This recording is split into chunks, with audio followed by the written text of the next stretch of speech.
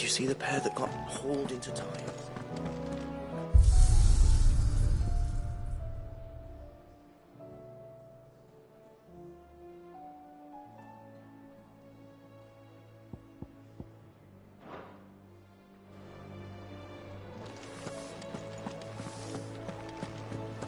Seems the hideaway's lost its...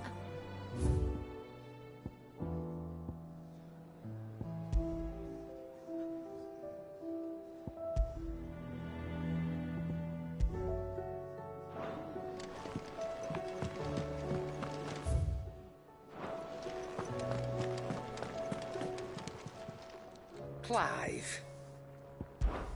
The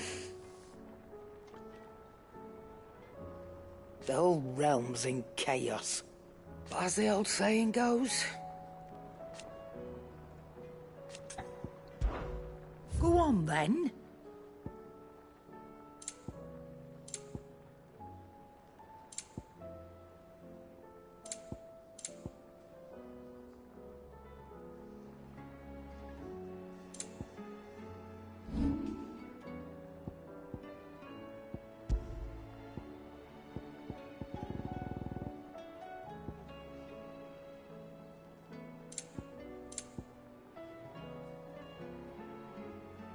Is that all?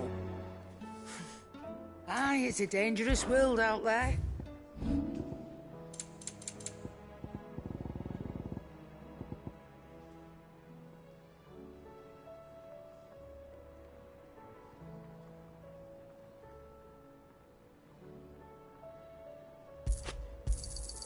And be thankful you got that much.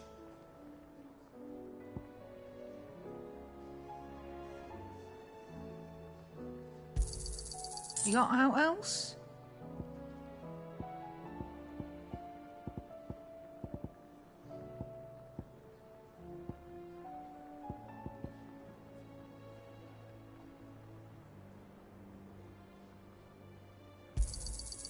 I reckon I can find a buyer.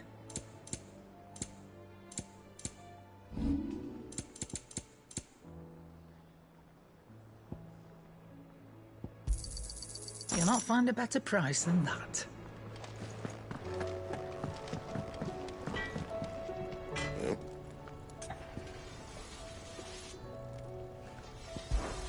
Fraying about us, guys. Unless that is. So, what'll it be? Should last you a good while.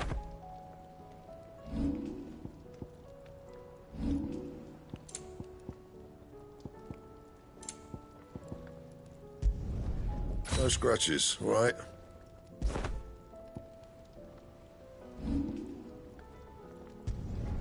You can thank me later. That it? Fine.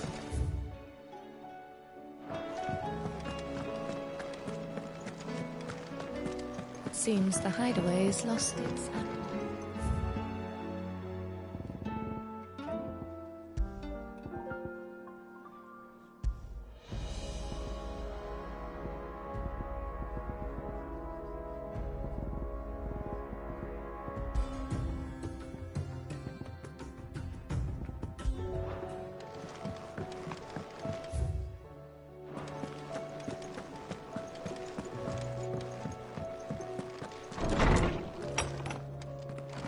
Is a storm coming soon? Knowledge hoarded is knowledge lost. With the darkening... But be that as it may, I don't believe you've read this particular chapter before.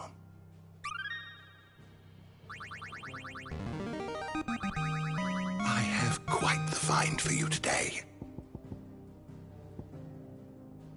What subject shall we consider today?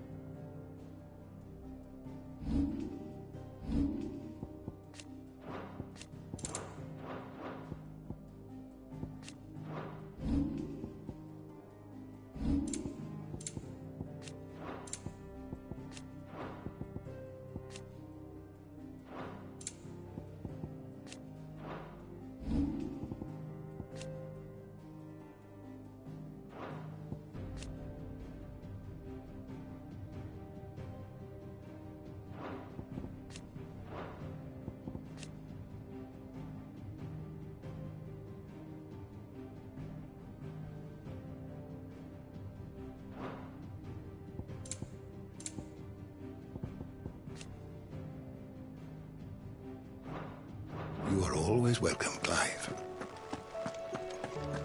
Is a storm coming, Sid?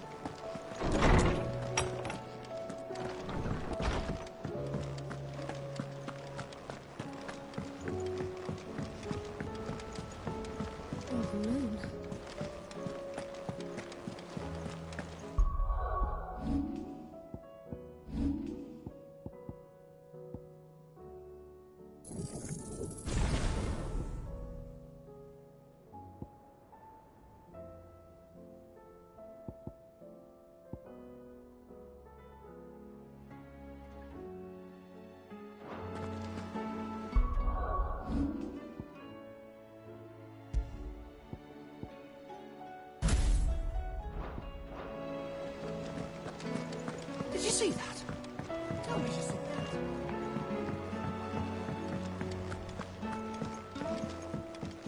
that. What will it be today? How may I help you today? Here you are. The state of the realm is ever-changing, Clive.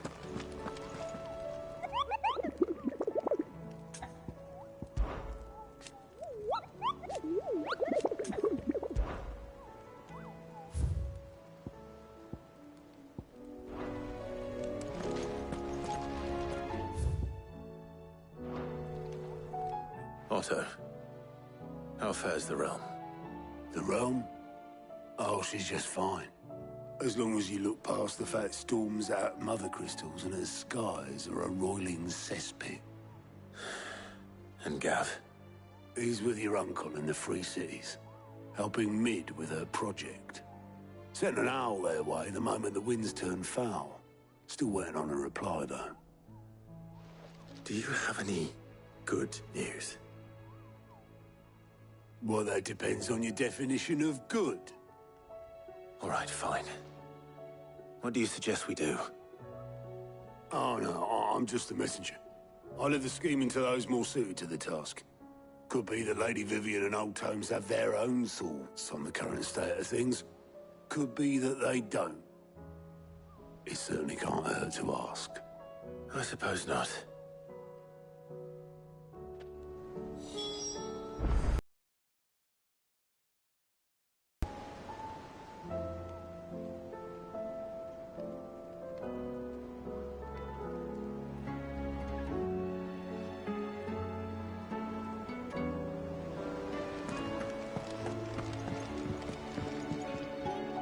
How is it that every one of your little excursions presages some inexplicable catastrophe? Not that you are to blame for the Dominion's fate. No one could have predicted the actions of the Crown Prince. I'm sorry I couldn't save your home. My countrymen are stronger than you think.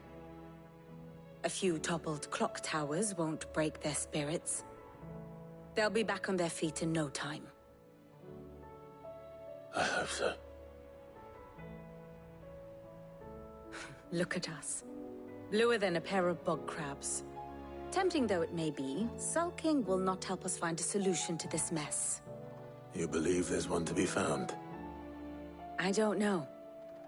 But I am certain we're more likely to find it if we first examine the facts.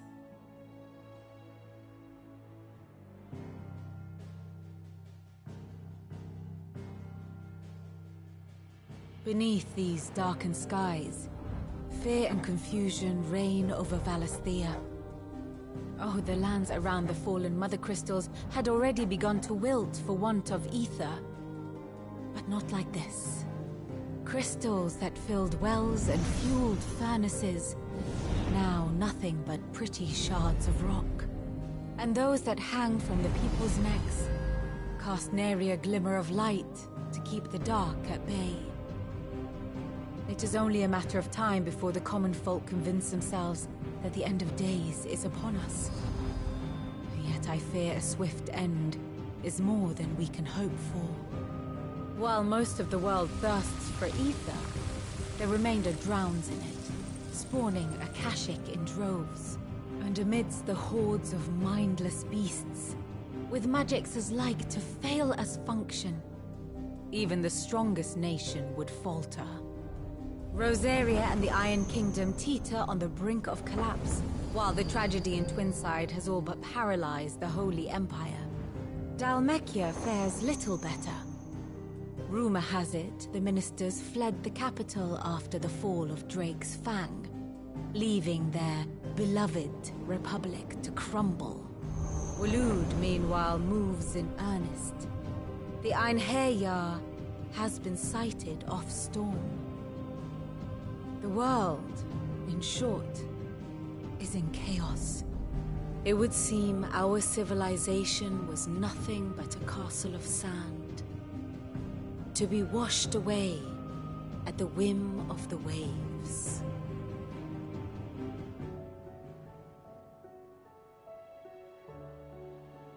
A castle of sand. Not my best flourish, but it seemed fitting. The reports I've received are considerably more blunt in their appraisal. Without the protection of their nations, it will fall to the people to defend themselves against those who would take what is theirs. Which is only ever going to end one way. Defending a farmhouse against a band of chocobo thieves is one thing, but pitchforks and palisades will do little to stall an army's advance. Should the King of Waloed deign to invade, there would be none to stop him. None but us.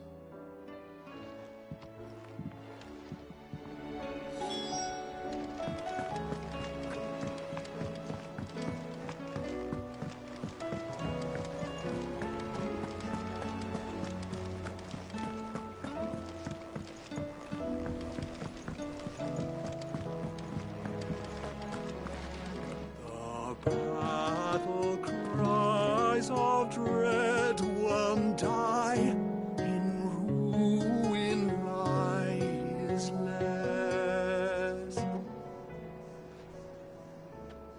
As shrinks the glim, so spirit still, unanswered call, a prayer.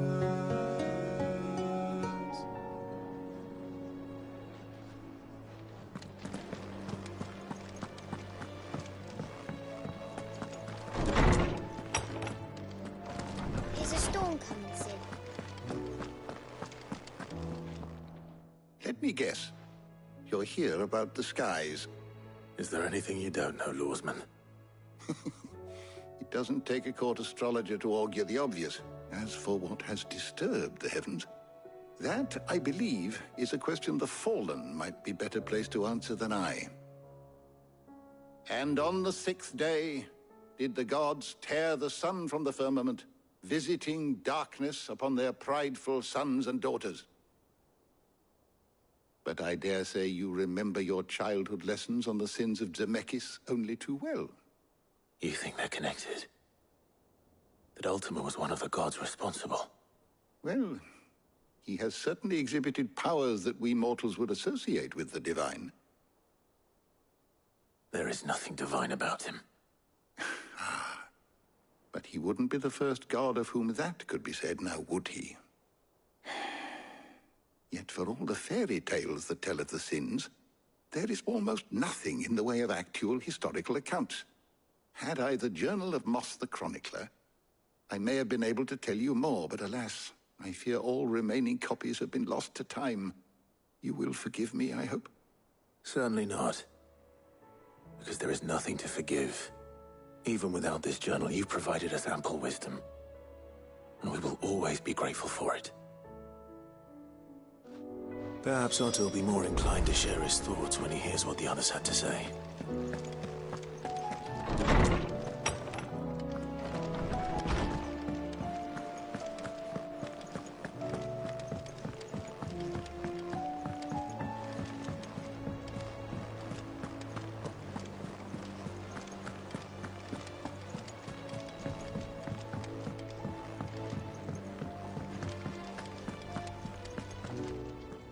Clive, we have a problem. Only one. That would be a first.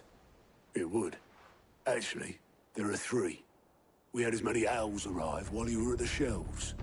Martha's got a Akashic out her gates, and talk of monsters roaming the hills outside of Northreach has put the wind up Isabel and her lot. And don't forget Dalimil. Lubor says the village was raided by bandits. When it rains... It fucking pours. The curse breakers are spread thin, taking stock of the damage in the Dominion. And even if I could get word to all of them, I doubt they'd get here in time to make any real difference. Which means... there's only two people who can. Jill and I. Let them know we're on our way.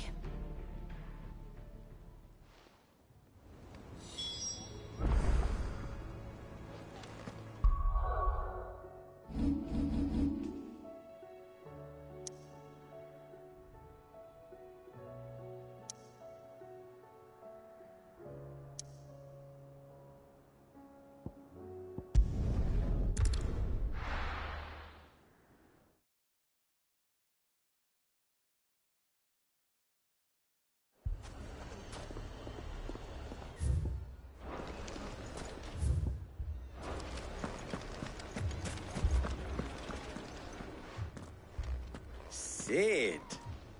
Your new companion appears much more formidable than your uncle. Should I be worried?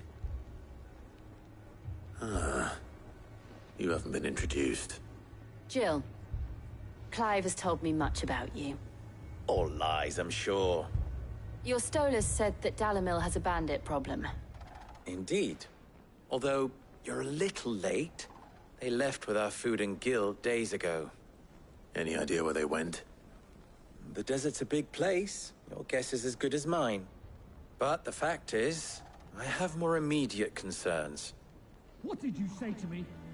What did you say? Ah, as if by magic. Let's just say we've yet to reach a consensus about how to solve Dalimil's little problem. And at this rate, it won't be the actions of the bandits which prove to be our undoing. It will be our own. I've tried reasoning with the dissenting parties, but even the Desert Hare has limits. Perhaps we could talk to them. What makes you think they'll listen to us? What makes you think they won't? She makes a fair point, Sid. And you won't have wasted much of your precious time if you fail. They're just across the courtyard.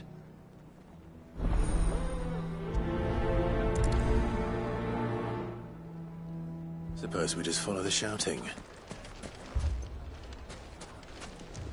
Poor bastard. Couldn't run because of the weight of his load. Still, better a branded than one of us. After it!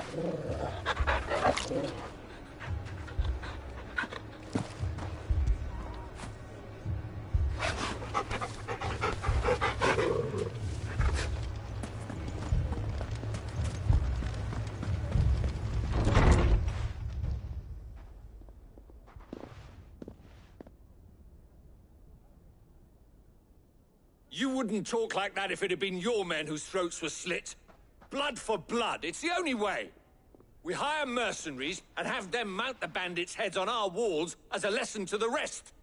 And what happens when those mercenaries are slaughtered like your men? Are you going to hire more? We're better off using that coin to buy food and supplies. If we hire mercenaries, the only thing we're buying is the bandits' ire. And you cannot fill empty bellies with that. Do you hear me? But what happens when they come back? Maybe it'll be your throat that's slit. That's enough. Both of you. Any more of this and I'll throw you out myself. Come back when you're ready to talk like adults.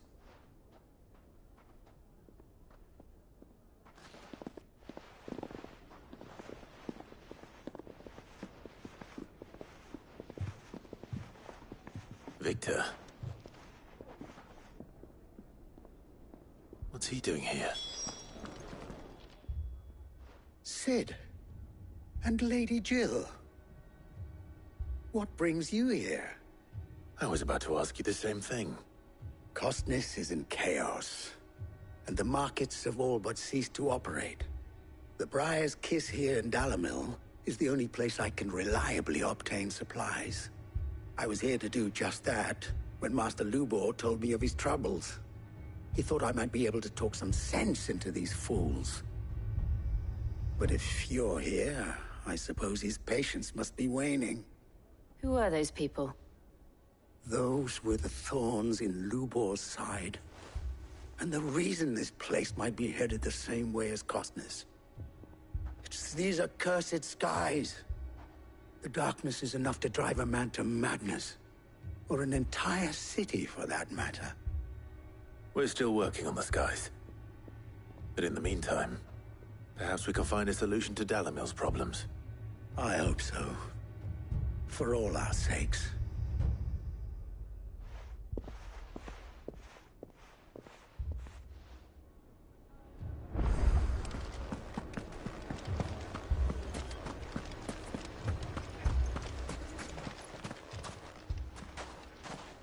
So, you see my predicament? What I saw was a room full of people who were angry and afraid. And with good reason by the sound of it. But if left to smolder, that anger and fear could set the entire town alight. My thoughts exactly. What to do? Both sides wish to protect their homes and livelihoods, if only they could agree on how.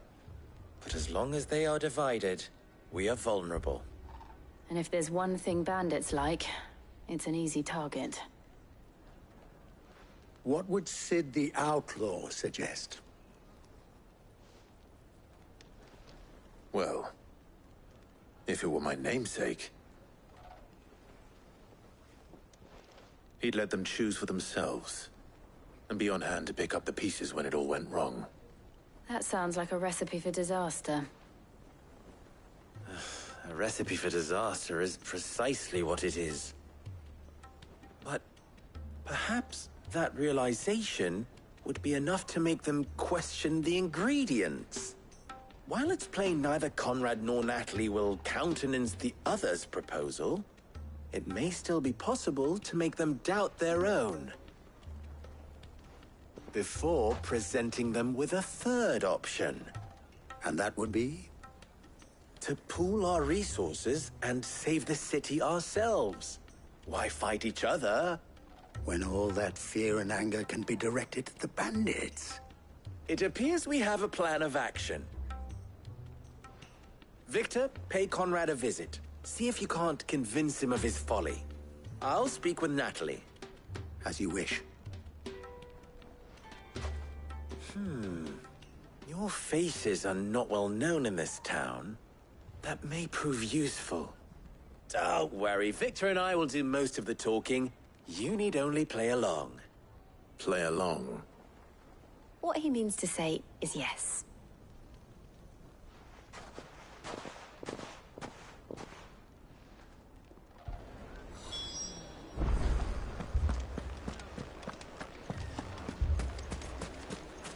Picture it, Conrad.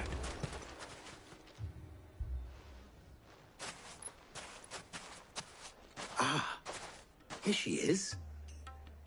The Lady of the Spear herself. Conrad, may I introduce you to Jane, commander of the Red Wings, the oldest mercenary guild in the Free Cities. A pleasure, my lady. The pleasure is all mine. As I told you, I summoned the commander here from Canver to inquire about a contract. Victor says you told him no. That there aren't any men left to hire. Is that true? True as the crystals cracked. Nobles came and claimed every last one worth his salt. And not just from us Red Wings. You know of the 7 high houses. There must be 2 swords assigned each one. Granted, we have a few boys left. If it's boys you're looking for. Well, Conrad, are you saying that Dalimil's finest cannot defend this town better than a gaggle of unblooded striplings? That a band of beardless youths could better avenge the deaths of your brave men than you yourselves? Absolutely not. We'll show those bastards who they're dealing with.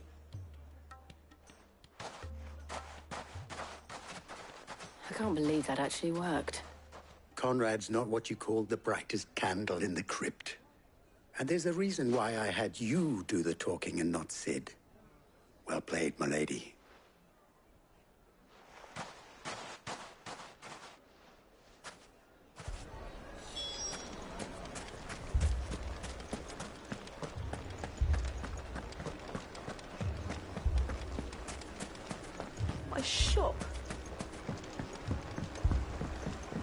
find my pickaxe, I would...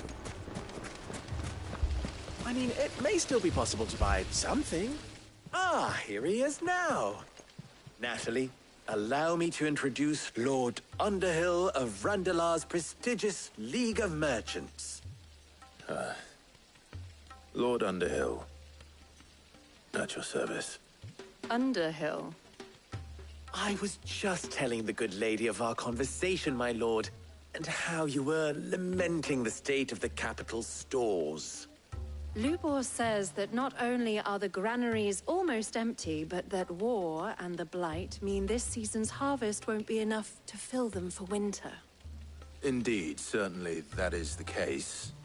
The nobles in the capital are buying up the city's stocks of barley and wine, driving the prices higher than most commoners can afford. It is only a matter of time before the peasants revolt. It is worse than I thought. If what Lord Underhill says is true, I fear we have little hope of supplementing our stores, meager though they regrettably are. And while I applaud your endeavors to dissuade our more bellicose citizens from seeking vengeance, I sense Conrad is not wrong in his assessment of the bandits' likely return. Which means that now, more than ever, we will need to secure what little we still have. Food, weapons, herbs, everything. If our humble town is to endure not only this hardship, but those that are certain to follow, we must stand united. All right. If it will help to protect my home, I'll do it. But you needn't have gone through this charade.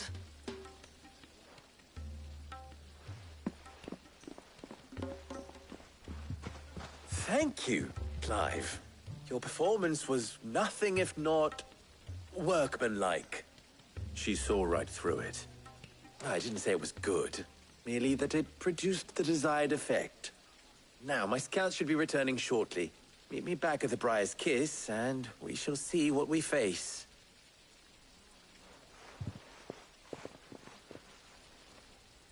I'm not convinced our roles in this ruse were entirely necessary. I don't know. Conrad seemed quite taken with you. And what little we have. But I would not see any Now feel good, boy. blood spilt. We need a plan.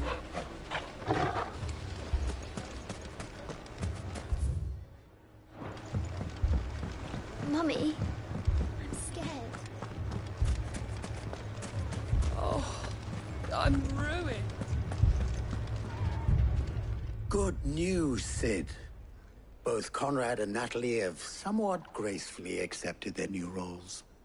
With time, they may even learn to.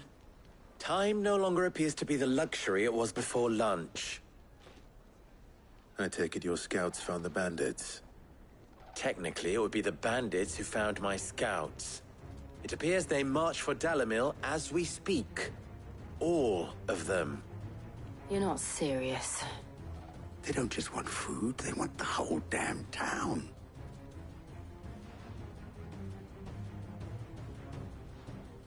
I have a favor to ask.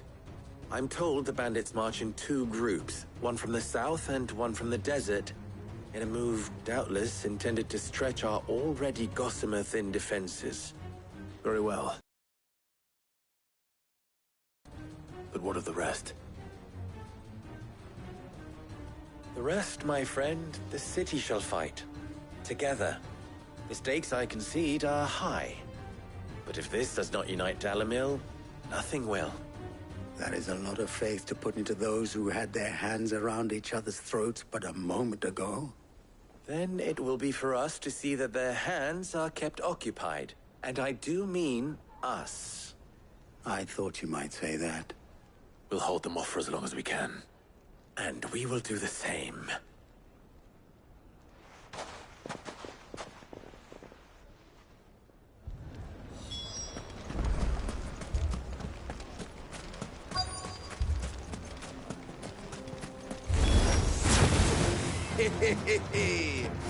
The women folk have come to rock us. I'll take that one.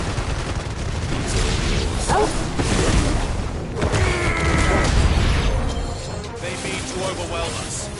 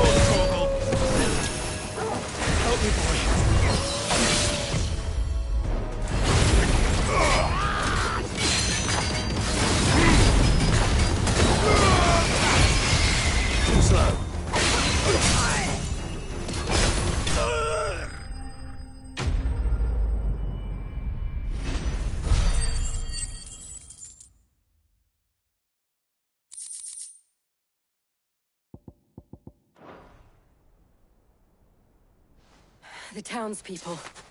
Could they have held out? I don't hear any fighting. What do you think? That we should hurry.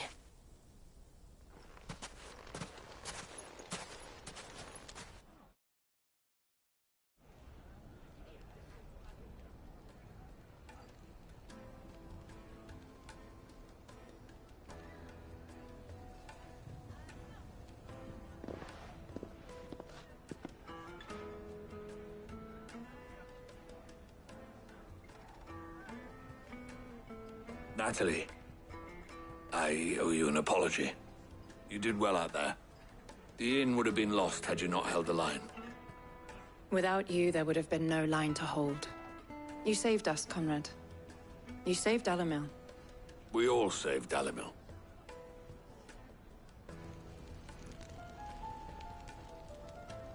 Conrad seems to have had a change of heart. I'd say they both have. I take it from your presence that our visitors from the desert won't be joining us either. Pity. The plan worked, Sid. Granted, it only took an army of bloodthirsty bandits at our gate. Calm now, Victor. Why quibble over the details? We are united, and that is all that matters. As for you, Sid, you fight considerably better than you act. I'll take that as a compliment.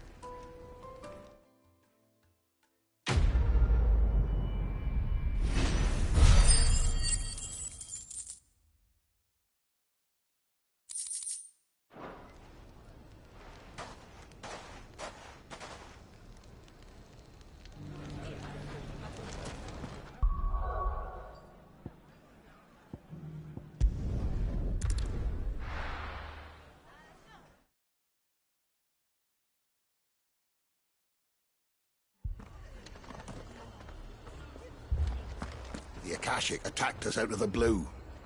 And there's no telling when they might be back. You'd best keep that sword handy, Sid. Oh! This man's gonna die if we don't get him to a healer.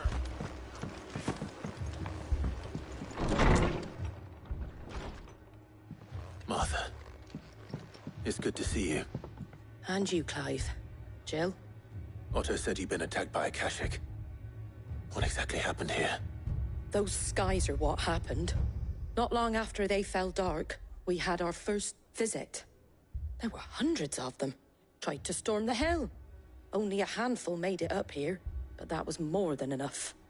The rest are still down there now. And while we have a few willing fighters holding them back, they're sorely outnumbered. What do you think, Clive? That we join the fight. I thought you'd never offer. Now, where I need you is the Fallen Gate. That's where the fighting is fiercest. Let the men know you come to help. Something tells me they'll be pleased to see you. We're on our way.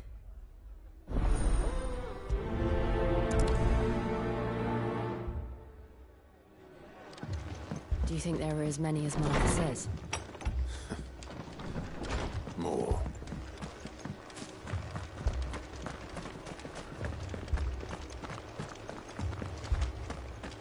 You don't think they've abandoned us, do you?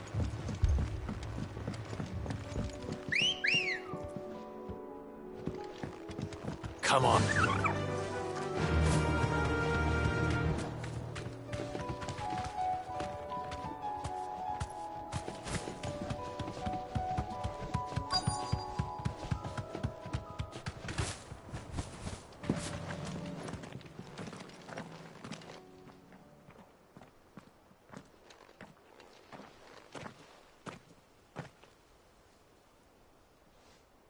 Clive, wounded.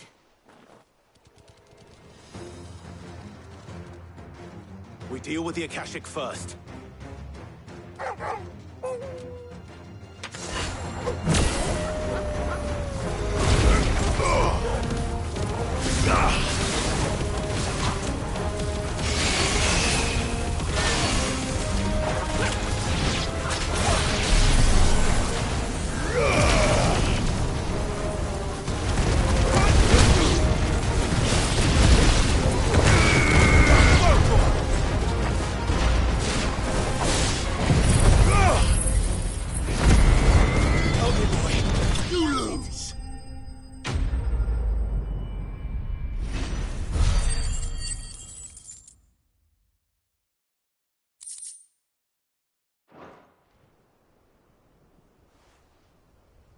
These men don't have the look of hired swords.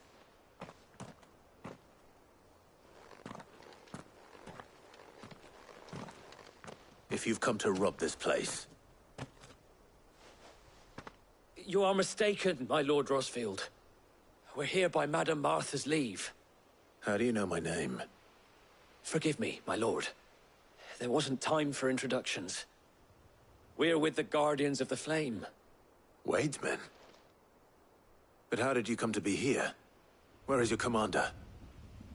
Sir Wade left earlier with a scouting party to find out where the Akashic were coming from. Did he? Take your wounded back to the inn. Martha will see you're looked after. We'll join you anon.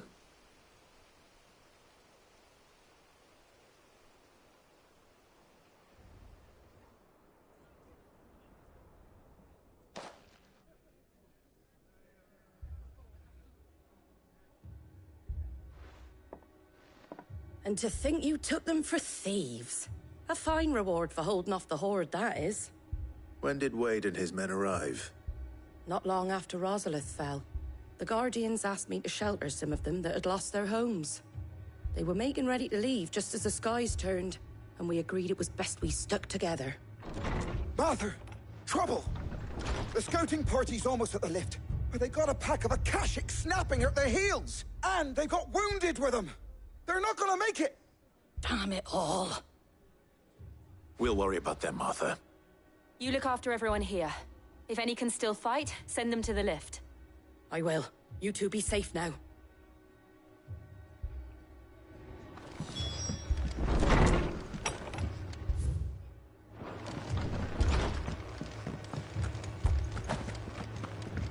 My brothers. Mad dogs.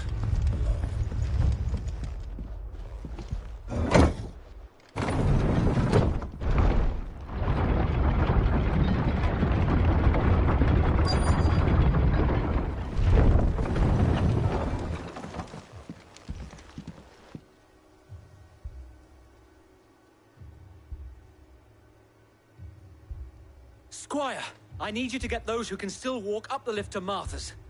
But what about... I didn't ask, Oscar. Sir. Sir Wade.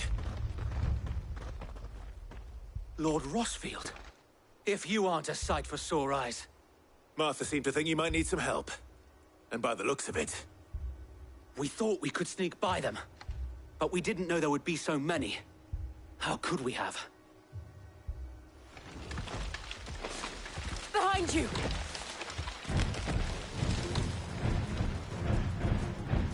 Damn it! We need to get the injured to safety. Do you think we can hold them off? We can certainly try. Are you with us, Sir Wade? Always. Then let's do our duty.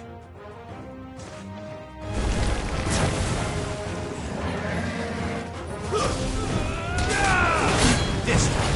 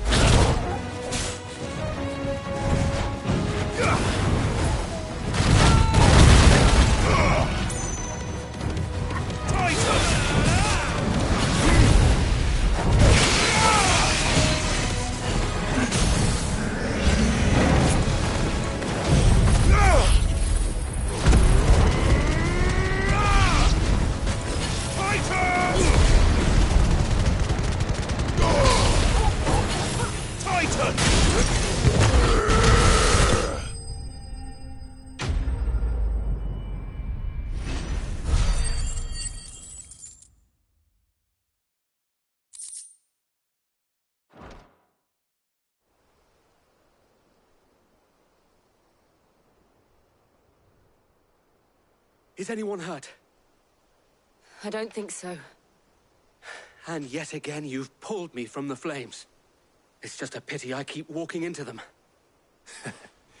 You've never been one to shy away from danger, Sir Wade. Like any shield worthy of the name.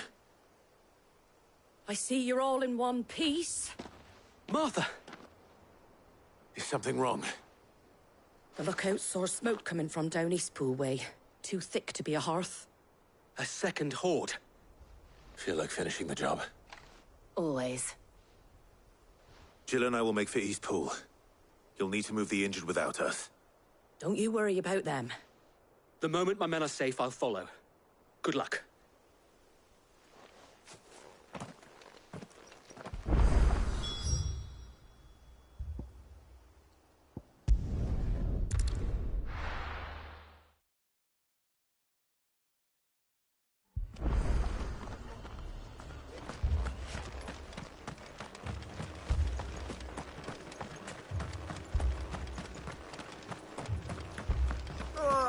Just patch me up.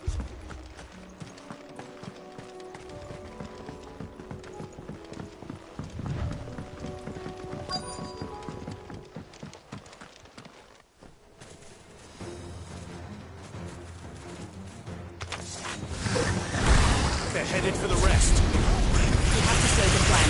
Arthur and the others won't be ready.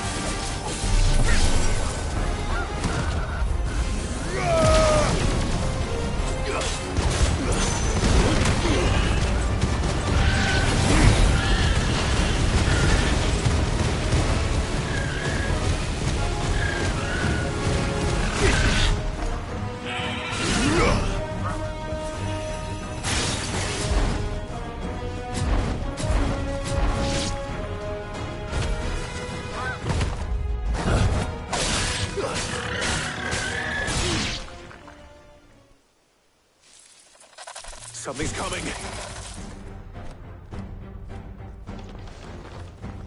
Apologies, my lord. Did I miss anything?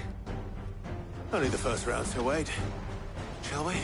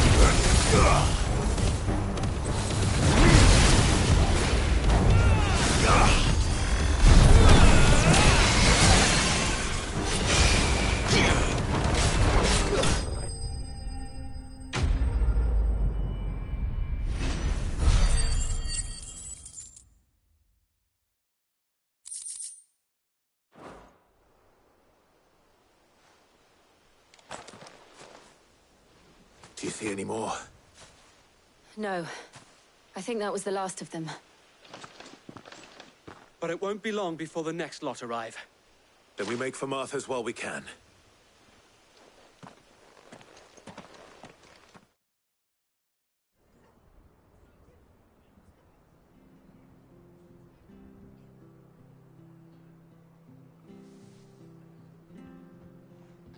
What did you find out there?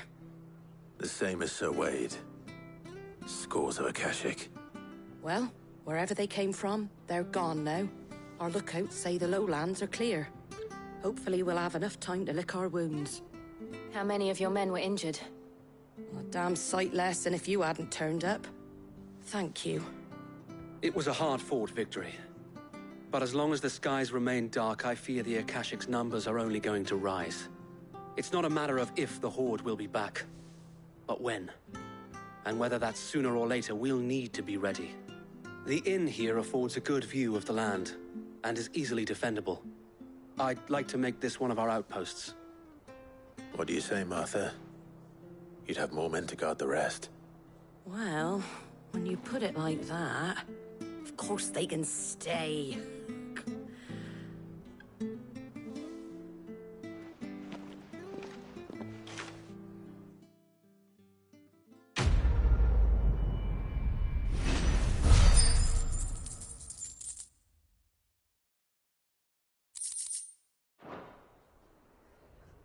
My lord, there's someone I'd like you to meet. Oscar, over here.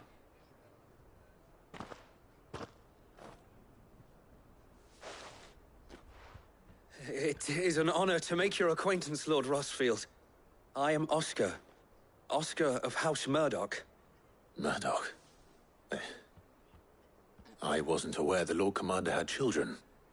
Oh, he didn't. But his brother, my father, did. I am Sir Rodney's nephew. Well, go on, then. It's not for me to ask him. Yes, Sir Wade.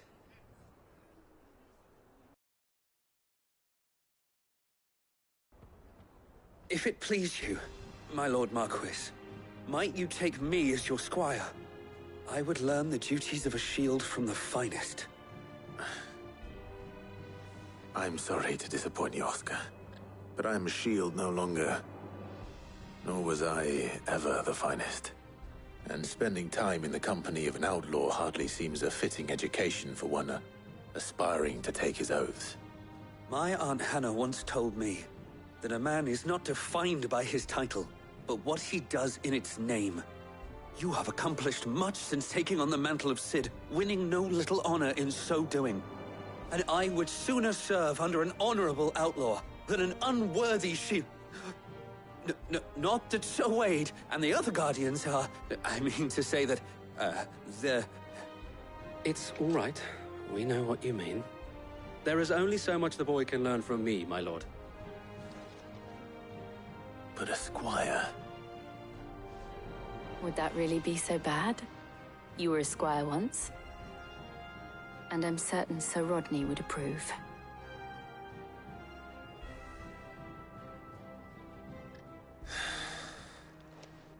Know that I'll show you as much leniency as your uncle showed me. I would not have it any other way.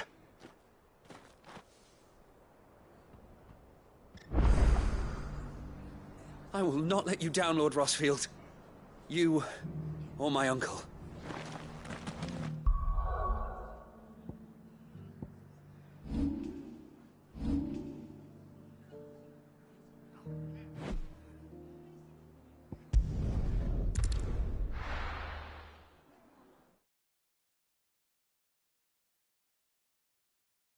First we find Isabel. Bit of bloke. Saying he saw ghosts on the top. I saw it with my own eyes.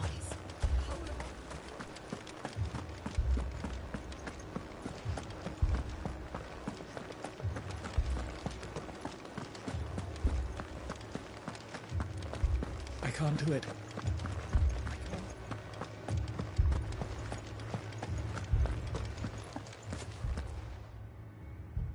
My lord. My lady. We received the dame's message. There have been sightings of strange creatures, I understand. With the blue eyes. Yes. Like a Kashik, but different. They've taken so many. I've lost count. Akashic, but different. Ultimus thralls. And what of your mistress? Is she here? Oh, no. She went to the garrison to ask what they were planning on doing about all this. Then we'll look for her there.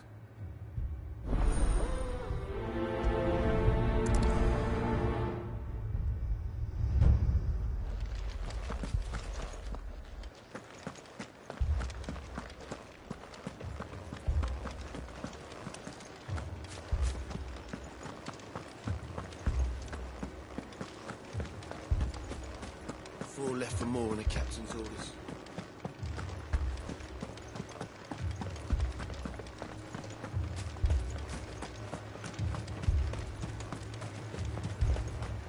Madame, please! Half the garrison's been slaughtered by those things. We lost the captain this very morning. We've tried requesting reinforcements, but there's been no word from the capital or the Dominion in days! What more would you have us do? I would have you do your duty. Those at the Vale look to me for protection. And protect them I shall. Because they are my charges, and that is my duty. In case you have forgotten, the people of this town are your charges. But more than that, they are your people. Your sisters, your brothers, your lovers. So you have a choice. Lay down your sword and watch as they are slaughtered, or take it up and do what is right. She speaks the truth, you know. This here, it's all we have. It's all that's left. What we have left is our lives! Do you really want us to lose them as well? Not if we don't have to. Look, there's a cask under the captain's bunk. Let's talk about this over a drink, eh? I'm listening. I'll have a word with him.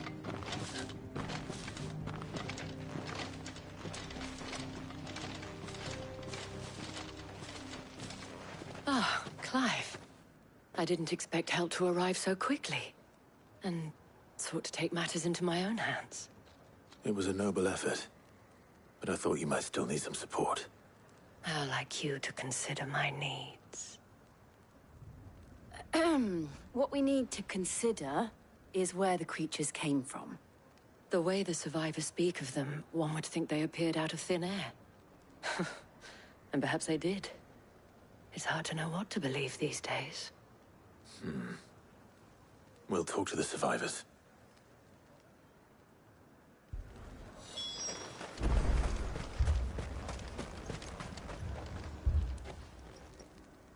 You're a pikeman, yes? What happened? I've got family in Moor. I heard the flood was spreading, so I went to see if they were all right. And a pack of them glowing things found me in the meadow. I ran for my life. I never did get to the village. Leave that to us. My family. They're still in the capital. I'm sorry. It's all right.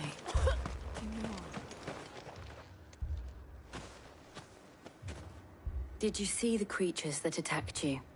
Creatures? Yeah, they came out of nowhere. They went for Joseph first, then me, and then they were just gone. Do you remember where you were? On the road from Oriflamme. We just passed Moor when...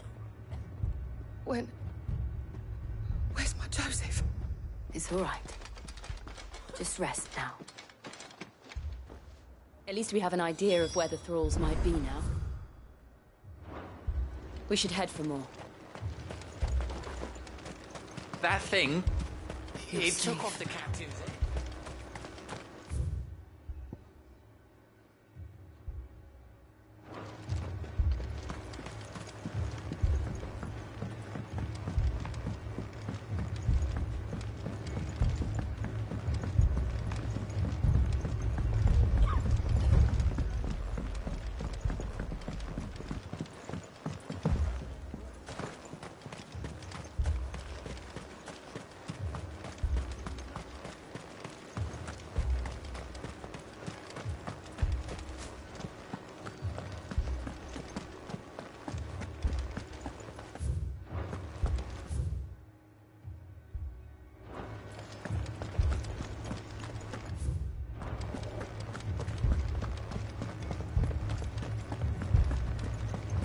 The two soldiers were carrying another.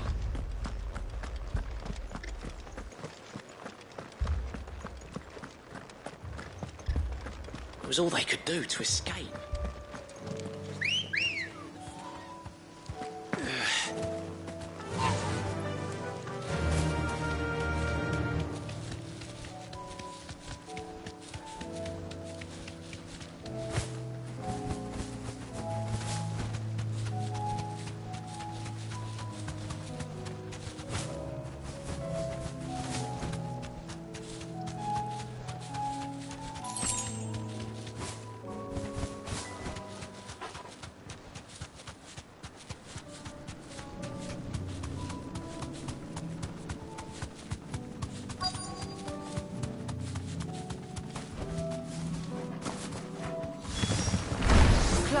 Look! I see them. With me!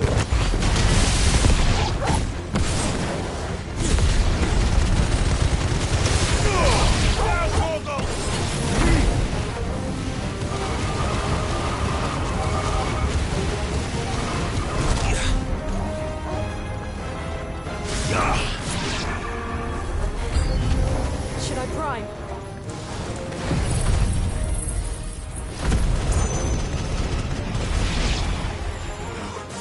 Save your strength.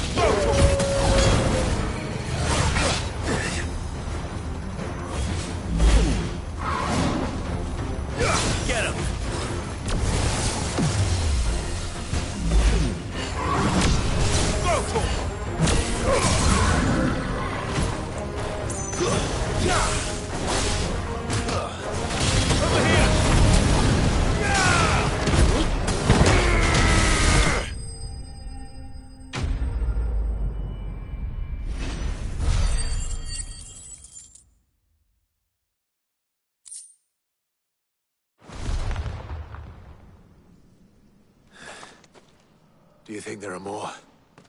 There are always more. But I'd say we've done what we can for the time being. Then we should let Isabel know.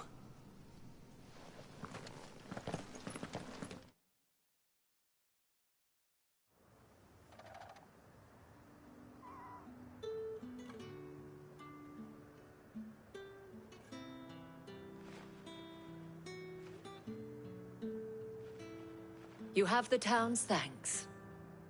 Don't thank us yet. There will be more. Many more.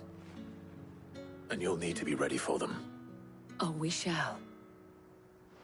Isn't that right, Captain? Yes, milady. The garrison will be ready. Philippe here has convinced most of the men to remain at their posts. For now, at least. Hearing that the Dane would look kindly on any man who committed himself to the task certainly didn't hurt. It's not the most selfless of motives, I'll admit. But whatever it takes, eh? Now me, I never needed convincing. I became a soldier to protect the people I love. And the people I love include the ones standing before me. Handsome and chivalrous. Now, if you don't mind, I have sentries to post. Milady.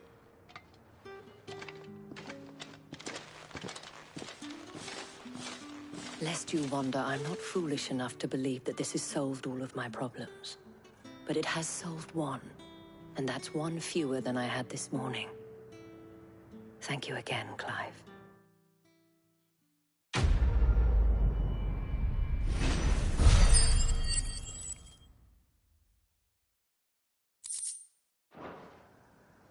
Our friends seem to have things under control.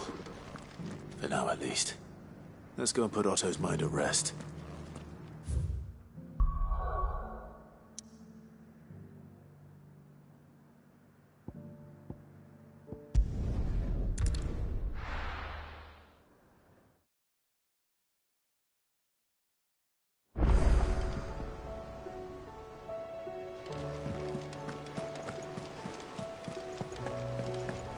Did you see that? Tell me you saw that.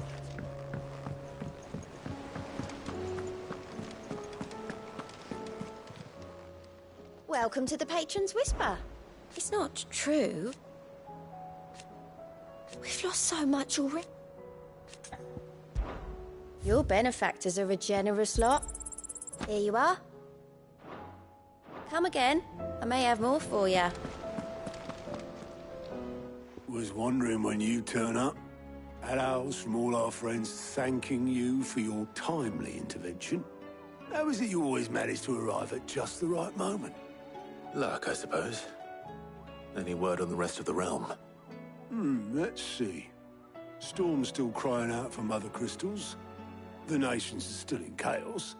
And the skies are still the colour of a kick in the kidneys 2 days on. So... Right. Clive, we knew this was going to happen. Well, not the bleeding skies part, but you take my point. Now's not the time to second-guess yourself. Now's the time to visit the infirmary. Talia says your brother's awake. Thank you, Otto.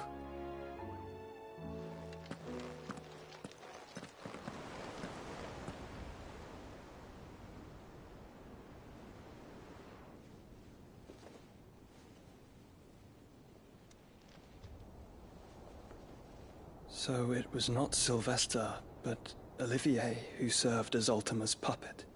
And when Dion learned of this, he sought to slay the fiend.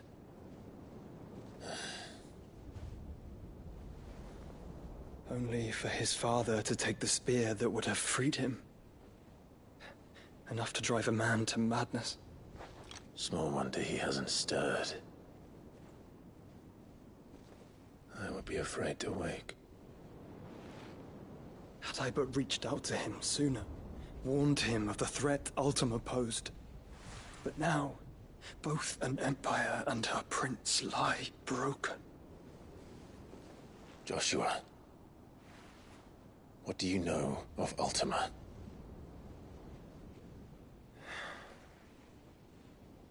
Very little, I'm afraid. despite my best efforts. 18 years ago, as I lay buried beneath the rubble of Phoenix Gate, 'twas not death who came for me, but another. And it was while in my rescuer's care I first heard of Ultima. I've been chasing his shadow ever since. Ultima is driven by some deep, dark purpose, and for whatever reason, it would seem you are crucial to his designs. He will stop at nothing to have you, even if that means toppling an empire. But why me? What possible use could I be to such a creature? That is one of many answers that have eluded me. Yet, I am certain of this. It is not mere chance. You were chosen for a reason. All dominants carry within them the might of an icon. Nigh limitless power that is at once acutely limited. I wield fire, and only fire. And I only ice. 8 wardens for 8 elements. But you, Clive. You are different. You're special. Your abilities begin with the flames of Ifrit. But they do not end there. The fact Ifrit can even exist goes against everything we thought we knew of dominance. Perhaps Ultima has been waiting for one such as you, whose potential is truly limitless. I've encountered that thing several times now. If it or he, as you say, needs me, why hasn't he claimed me as he did the boy? Were I to hazard a guess, I'd say the two of you are somehow incompatible. His mind not properly attuned to your body. His mind? Mind, awareness, spirit, call it what you wish. But I believe Ultima to be an embodiment of the concept. It is why I struggle and fail to contain him here inside me. I'm sorry. Inside you? With every setting sun, I feel my strength wane. And though the Phoenix's flames mend the prison I have made for Ultima, they do so at a cost. We must find a means to bring an end to him before I meet my own. What were you thinking? It was that or let him take Clive. And I've always had a soft spot for my brother. But that doesn't mean you should sacrifice yourself to save me.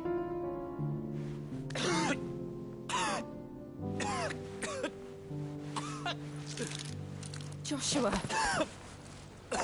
Clive, it's Gav. There's an army of Akashic at the gates of Canver.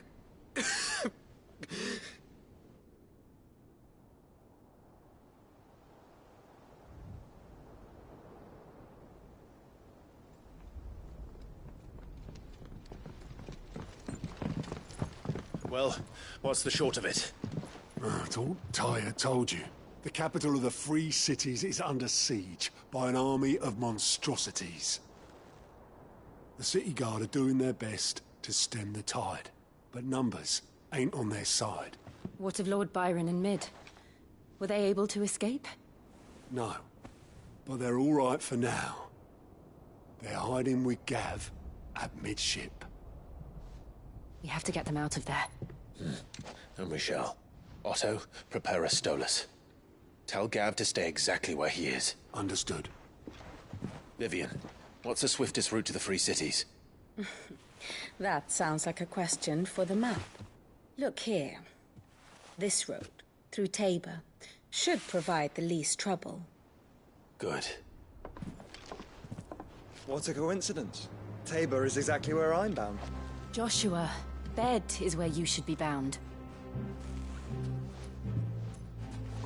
You don't think I told him the exact same thing?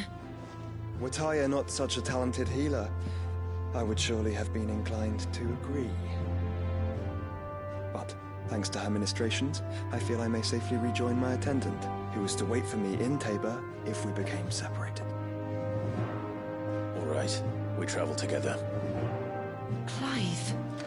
If he stays close to me, he'll be fine. Thank you, brother. I'll look after him.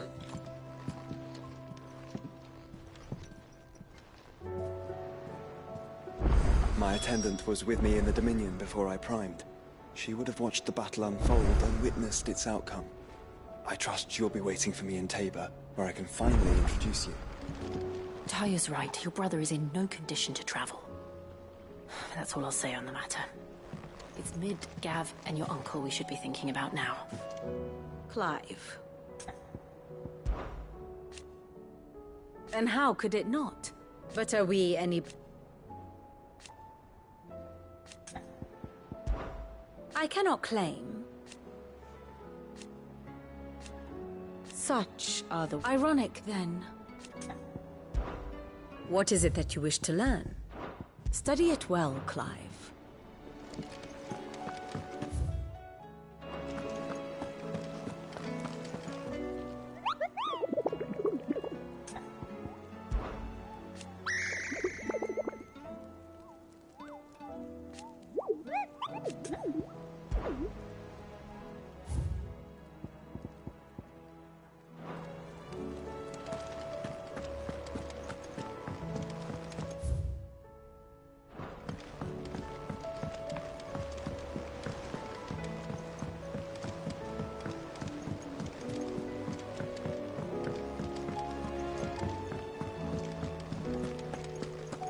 Seems the hideaway's lost its...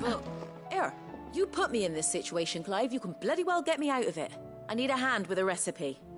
Are you sure it's me you're looking for? I'm not much of a cook. I'm all the cook will be needing, thank you very much. What I want from you is a little of your time, right? Oh, and perhaps your sword. You remember Ivan's stew, right? Well, despite the look of the thing, and that awful stench, people wolf it down. So I thought I'd try making one of these supposed masterpieces myself. Had a peek at the book and gave it a go. You'd hoped. Ivan had the same problem. Yeah, but this is my blooming kitchen, and I will not be outdone. So if you don't want to be seen as playing favourites, I suggest you lend me a hand. I've never been one to play favourites, Molly. And I would be only too happy to lend you a hand. So, what's on the menu this time? A fried mortress of skyworm. That's one heck of a name, innit? Recipe seemed easy enough to an old hand like myself. Thought I'd followed it to a T. Only, turns out skyworm livers and drake's mint are not what I thought they were. At least I hope they're not, given the rancid mess they made. Ivan said the recipes in the culinary pilgrimage date back centuries. Who's to say the ingredients even exist anymore? Wow. That's a question for a scholar, wouldn't you say? Perhaps you know of one? Kindly old fella who haunts the shelves, maybe? Fine. I'll go and speak to Harpocrates. Perhaps he'll know something. And if he does, I'll see if I can find your ingredients for you. You do that. Lest we forget, you've got a reputation to uphold.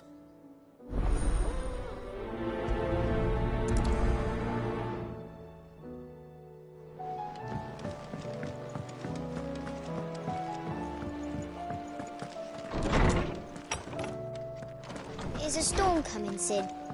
Will there... Sid, perhaps you can help me solve a mystery. I can certainly try. Who's gone missing this time? It's not who, but what. Mid's scales, the ones she made for her workshop. I borrowed them to teach the little ones about weight, and shortly after the lesson, well, they vanished. My first thought was that they'd taken them off somewhere to play, but when I asked, they swore they had nothing to do with their having disappeared. Which almost certainly means they had everything to do with it.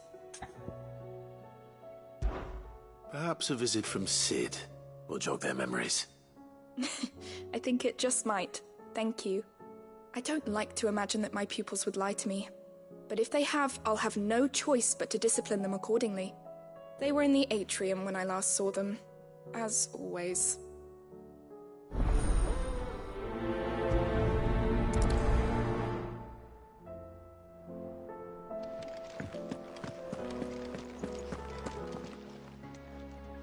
Swordsman Harpocrates. I've come to pick your brain if you don't mind. It's about the book you lent Ivan.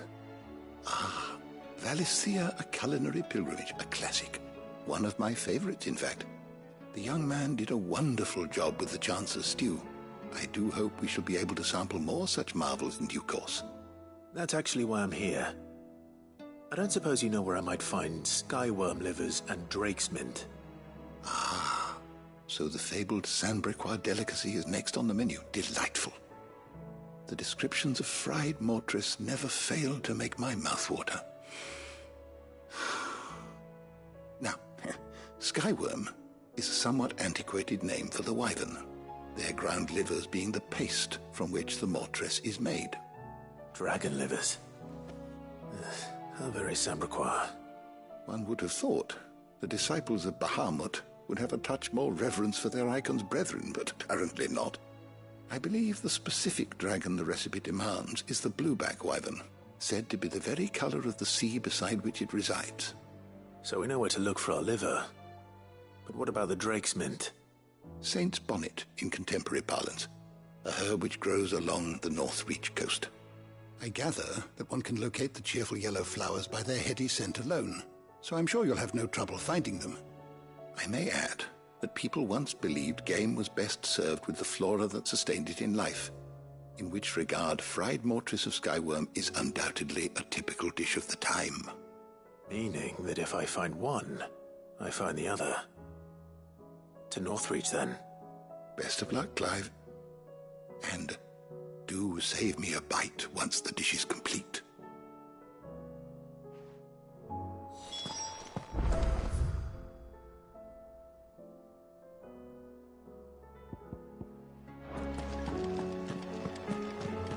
Is a storm coming?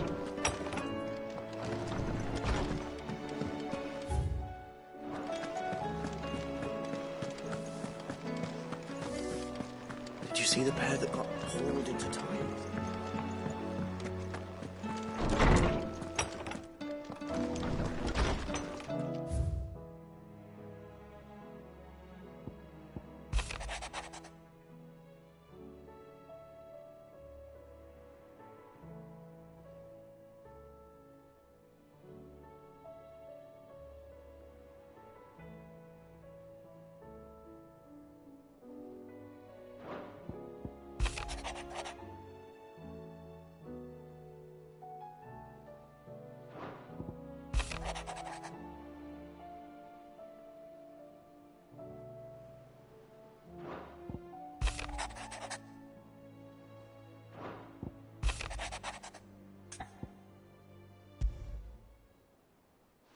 Rutherford.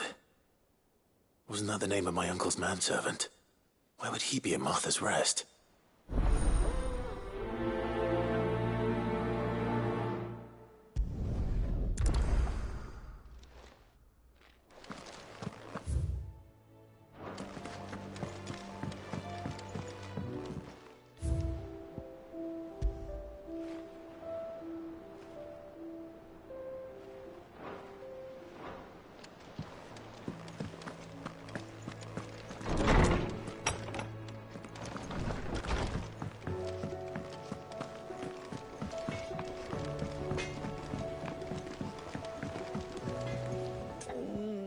What am I gonna do? Oh, but no more. Is everything all right, Goots? You seem more discomposed than usual. Oh, I don't know what that means, but I'm in a bit of a muddle. Oh, I think Nan might be in trouble, and she's... It's all right. You can tell me.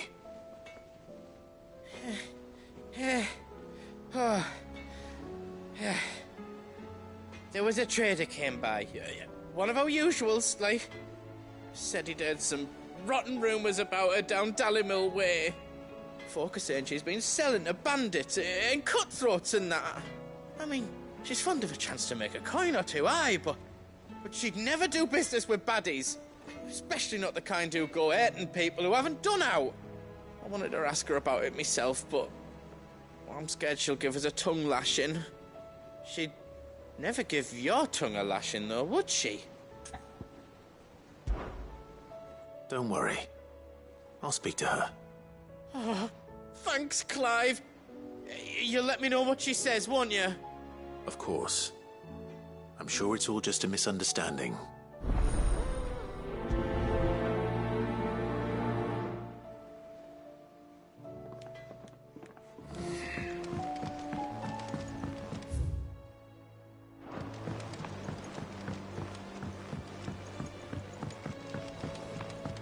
I heard the Emperor was impaled on his...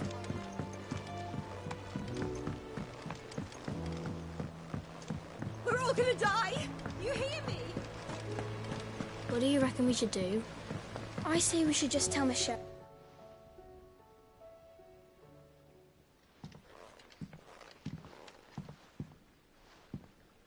Sid! Hard at your studies, I see. And what is that? It's not a set of scales, is it? No. Of course it isn't. Well, not anymore, it's not. Remembered them. Just like Miss Mididol showed us. Miss Mididol? And why would she have you dismembering her creations? Because that's the only way to become a ninja-near. Miss Mididol said, the best way to see how something works is to take it apart and put it back together again. Well then, your work is already half done. Carry on. About that. The taking apart was easy enough, but it's the putting back we can't work out. Speak for yourself. The heavy thing goes at the bottom. Then...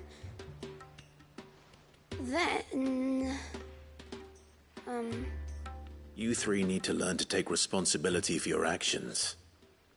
So let's have a look at these parts with fresh eyes, shall we?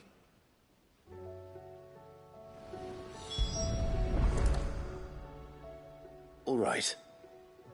Everything here was once part of Miss Mididol's scales. Every piece has its own role to play, and each is just as important as the others. If even one of them is missing, the scales won't work. So let's think about what those roles might be. You already know one of the pieces. The body. Its role is to support everything else. But what of the others?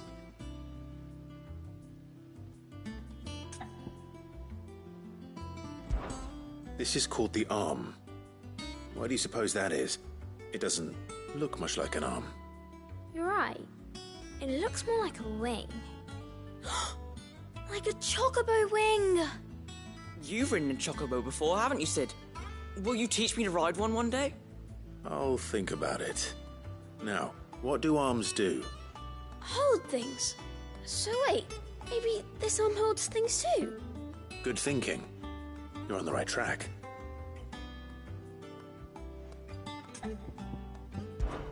These round parts are called the pans. You all know what a pan is, don't you? I do. Molly uses them in the kitchens to fry bangers. But these aren't for frying bangers, you idiot.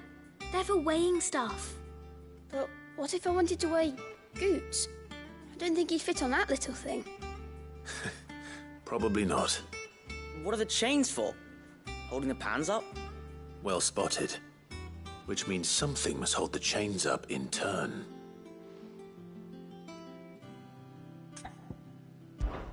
This tiny piece is what's called a cogwheel, or gear. Have you ever seen one before? I have. Miss Mididol's dungeon is full of them. Most are on the floor. She puts them in all her inventions. They spin round and round and round and round and... That's right. They're very useful when you want to make things move. Do you remember if there was anything on the scales that moved? I remember the arm moved when I tried weighing an apple. And then somebody ate it. It's not my fault. You shouldn't have tried weighing it before lunch. You know what part's supposed to move and how it's supposed to move. So, let's put the pieces together first, see what doesn't move, and then stick the cogwheel to that. Not a bad idea. You see? It's not so difficult. So, now that we've taken stock of the parts and learned what they do, what do you think? I think we've got it. Then here's what we'll do. You tell me what goes where, and I'll put the scales together. Well, obviously you need to start with the body. All the other pieces fit onto it, don't they? And the arms go on the body, just like real arms.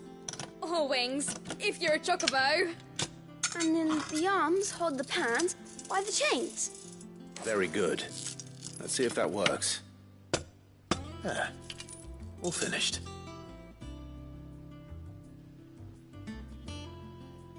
Yes! We did it! Well, with Sid's help. Oh, I just put the pieces together. It was you three engineers who showed me how. That's right. We're Miss Mididol's hairs. Her hairs? Yeah, hairs for the future. She's showing us her secrets now, so we can help out the hideaway when we're older. What do you think, Sid? Are we almost ready? With a little more help from Miss Mididol and Miss Shirley, I'd say it won't be long at all. You hear that? It won't be long. Until then, though, do try to be honest with Miss Shirley.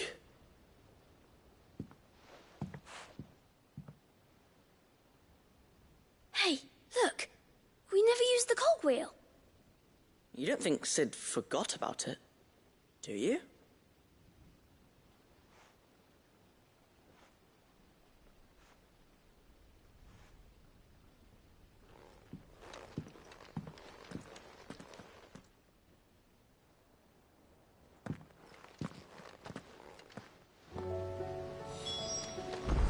Didn't happen to forget anything, did you, Sid?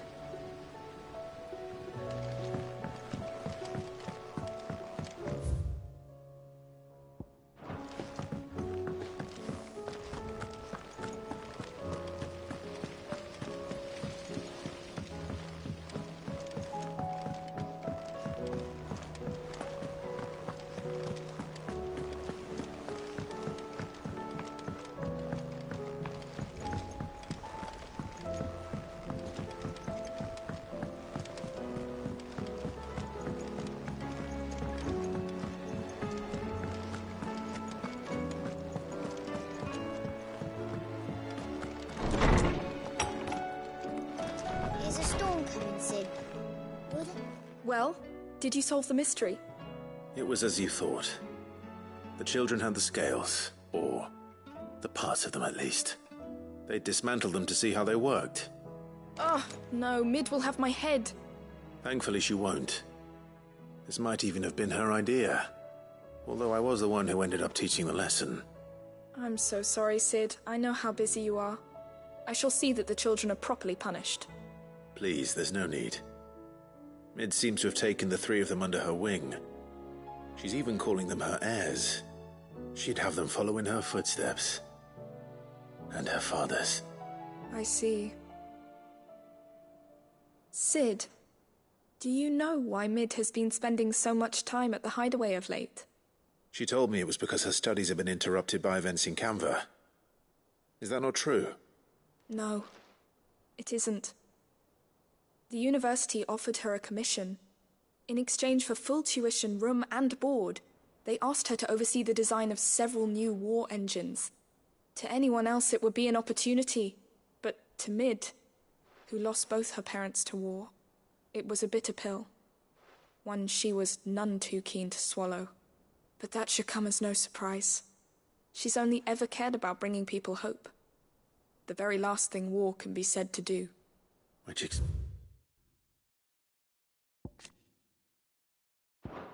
explains her heirs. She's working to give them a better life.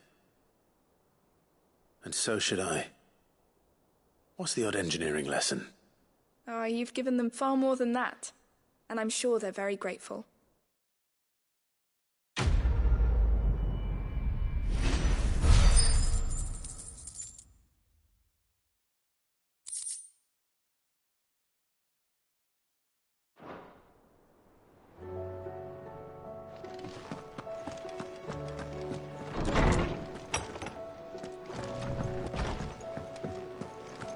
Seems the hideaway has lost its...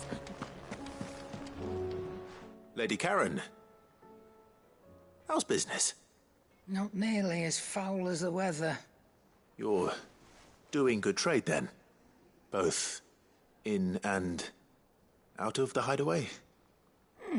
Can't complain. Wait. What exactly are you getting at? Not once in 5 long years do you pay my affairs half a care, but here you are today, raking me over the coals like a bloody popoto? Just asking. Out of interest. All right. I'm here because I was told that certain rumors have been circulating about you selling weapons to brigands. Oh, are you? And who was it who knows me so well as to tell tales of my evil exploits? I didn't exactly hear firsthand. All I know is that someone in Dalimil has been spreading word to that effect. And what? You believe it? You think I'm profiting off the blood of innocents, do you? Look, I've done things I'm not proud of. Might be there were a time when I turned a blind eye to the wretchedness of the world so I could line my pocket.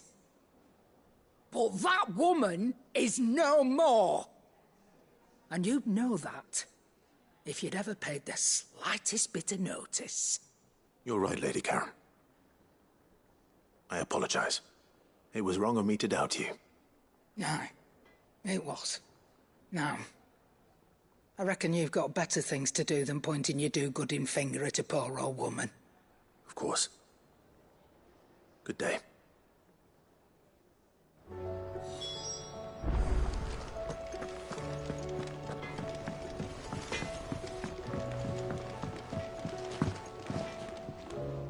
I spoke with Lady Karen.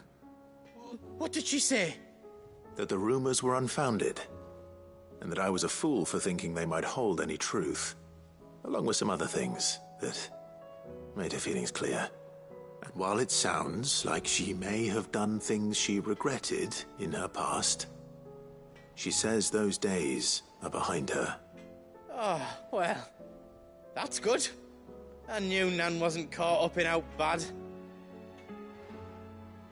But why would people say she was? What did she ever do to them? It's not right. No, it's not. But people do things for all sorts of reasons. Perhaps we'll never know. Well, I'm going to find out. That trader, he said they were all talking about her in Dalimil. So that's where I'm going. I'll find someone who'll tell me, you'll see. Are you sure that's wise? Whoever's spreading these rumors means Karen ill. Oh, right. But that's why you'll be coming with me, isn't it, Clive? I suppose it is.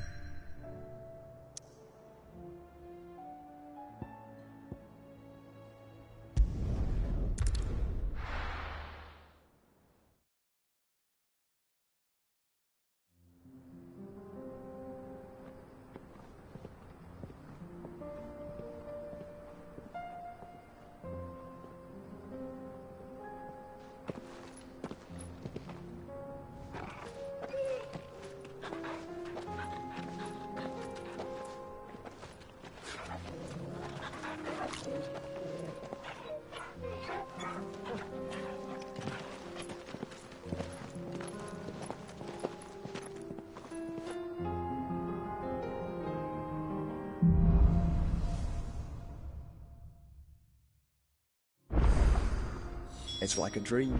The 4 of us out walking like we used to. Enjoying this, are you? Gav and the others could be in danger as we speak. You're right. I'm sorry. Yote is a fine scout.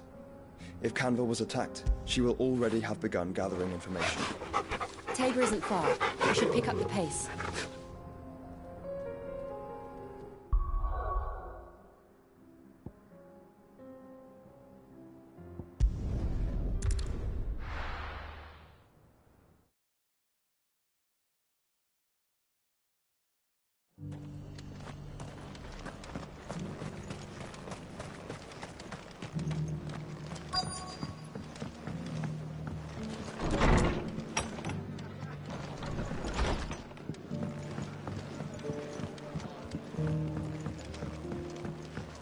My Lord Marquis, it is you. Then you received my letter. I am Sebastian Rutherford, Chief Steward of your Lord Uncle's estate. Of course. We met once before. Yes, my lord. Thank you for coming. And what was so sensitive that you couldn't put it in writing? 1,000 apologies, my lord. I did not mean to offend. I merely... It's all right. Continue. I am here at Martha's Rest, at the behest of your Lord Uncle, tasked with learning what I am able of the realm's current state of affairs. And what I have learned is grim. The fall of the Mother Crystals has left Storm in a state of utter disarray. The subsequent darkening of the heavens has only made things worse. Akashic attacks, once unthinkable, are now commonplace. The gears of governance have ground to a halt, and without a steady hand on the tiller, the realm threatens to drift into utter chaos. Your Lord Uncle, however, believes there is a way to avoid this fate, and is determined to see it set in motion. That sounds like quite the undertaking. It is. Hence my having enlisted the aid of several colleagues serving the 7 high houses. Alas... Alas? I have lost contact with 2 of those colleagues already. They are both able-bodied and trained in the sword, yet in these dark times, even that may not prove sufficient to keep a man safe on the road. So you want me to find them? I'll need to know where they went. One I sent to investigate the Republic, the other the old Imperial capital of Oriflamme. That doesn't exactly narrow it down. I suppose I'll start in Dalimil and work my way east. Thank you, my lord. I shall pray for your success and safety.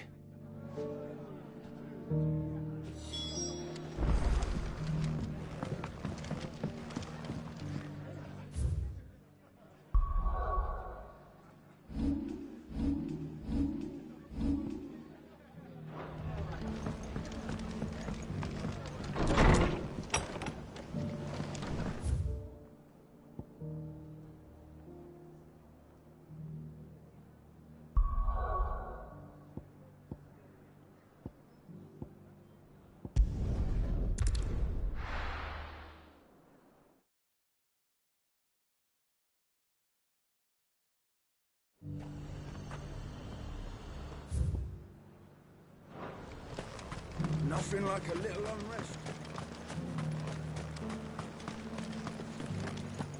But there were ghosts at the gates not days ago.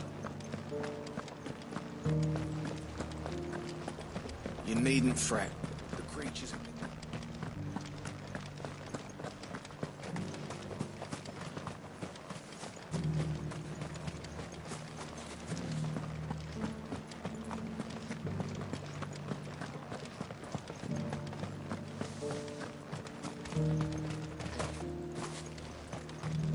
To the meadows, then.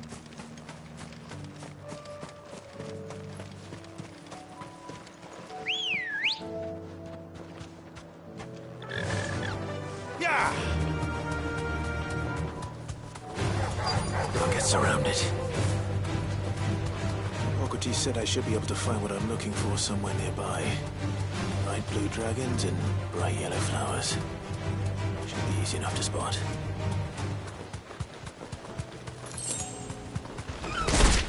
This must be our wyvern. All right. Let's get this over with.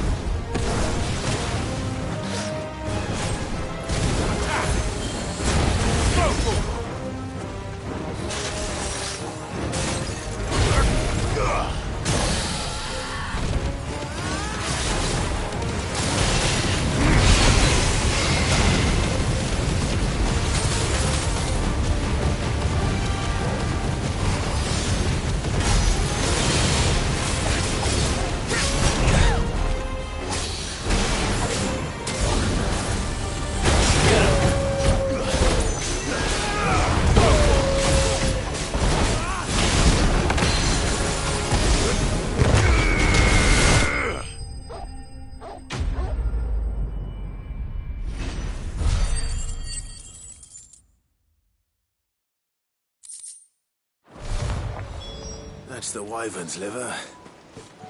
Now I just need to find the herbs. Bright yellow with a heady scent.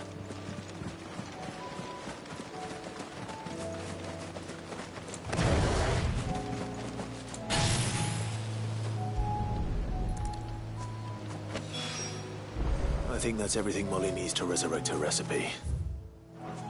Better head back.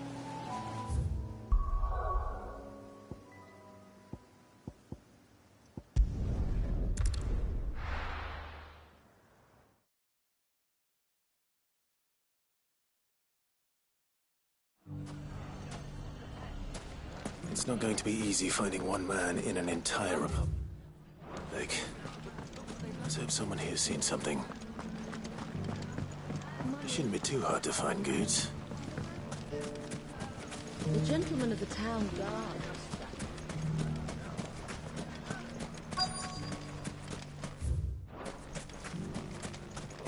Could be I know something more.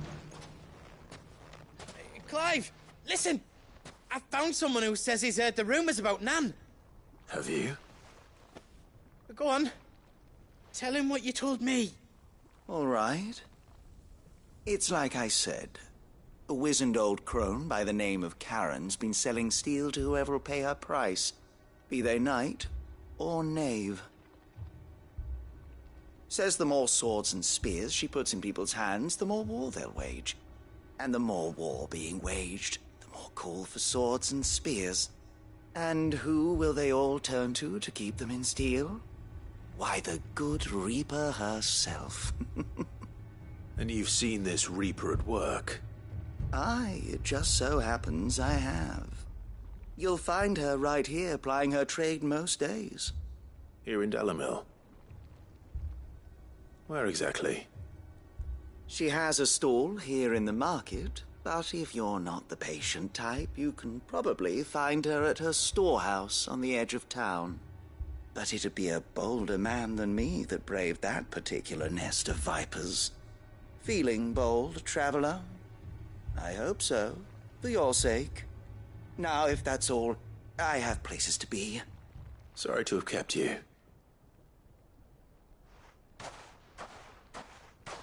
You don't think Nan's the Reaper, do you? Not unless she's discovered the secret of how to be in two places at once. Eh? What do you mean? Lady Karen hasn't left the hideaway in weeks. So who has been running this stall he spoke of? Good question. I'll go and have a look. And I'll visit this storehouse on the edge of town. All right, but be careful, Clive. You too, Goots.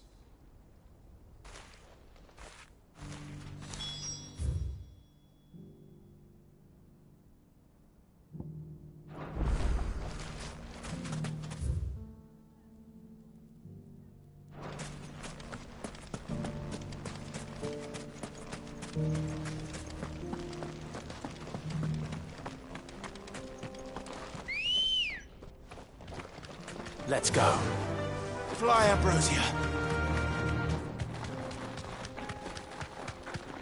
Someone's got himself in trouble.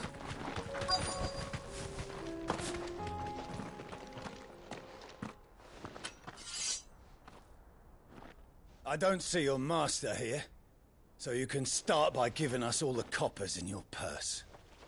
I already told you, I have nothing. Then maybe we'll take that pretty outfit and the steel you're wearing. Please! These men are trying to rob me! I'll deal with this. Thank you. You that one's master, then? If you kindly pay the coin he owes us, we can pretend you didn't draw your blade on Republican soldiers. Or you can go back to your garrison and I won't report you to your captain. Oh, you're more than welcome to. He hasn't had many visitors since we slit his throat.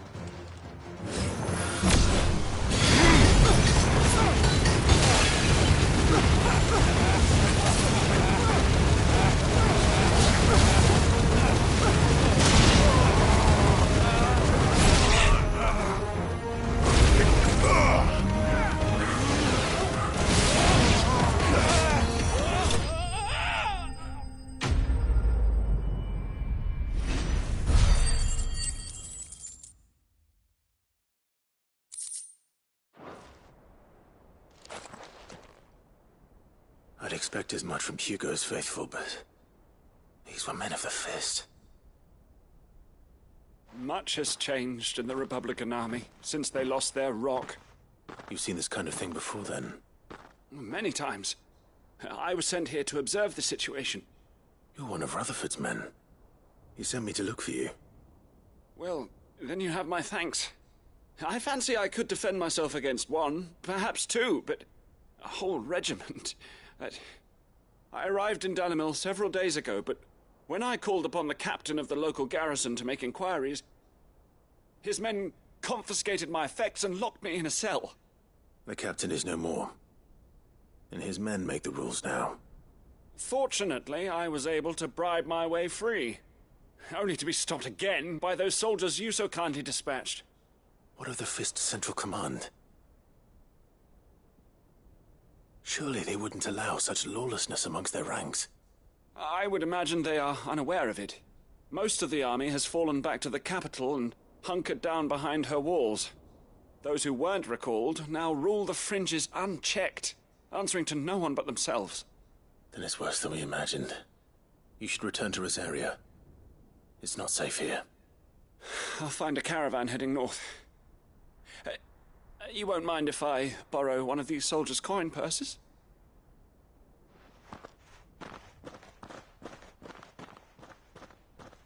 Not at all. Now, to find this second associate of Rutherford's. If he was bound for Oriflamme, I'll start at Northreach and see if I can pick up his trail.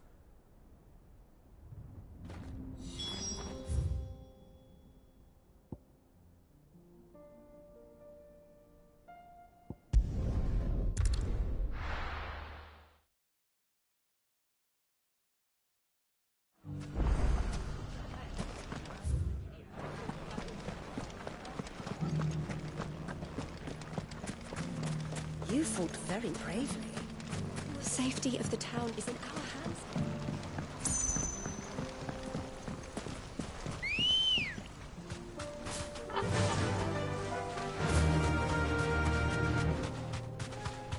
Time to brave the Viper's Nest.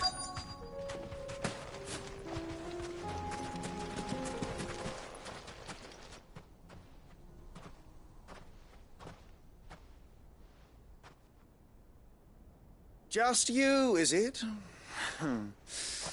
Thought I might have laid it on a bit thick. It was a fairly unconvincing tale. So, what now? That's up to you. Die a slow death, or a quick one. Boys, he's all yours. But that sword is mine.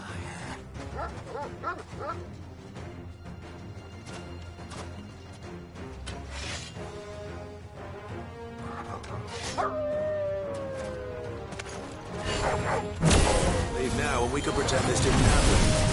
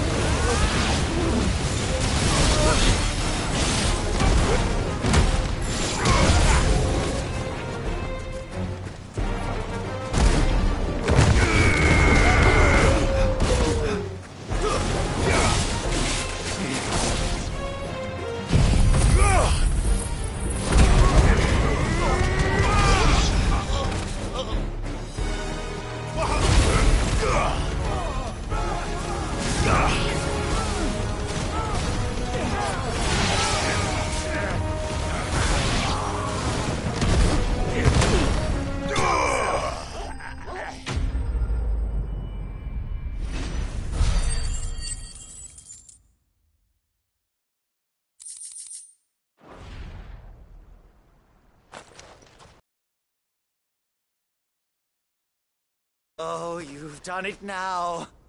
Go on. Tell me what I've done. When the Borgwyn finds out you've killed his men, he'll have your head. He only wanted that bull of a manservant, the dim one always clinging to Karen's skirts. You weren't even supposed to be here. Who the hell are you, anyway? What were you going to do to him? The Borgwyn wanted him to get to Karen. I was only supposed to point the lamp in the right direction once he arrived in Dalamil. But then you turned up. Well, go on then. If you're going to end me, end me. You're not worth the effort. Now be gone, before I change my mind. Fucking coward! I need to find Goots. Right now.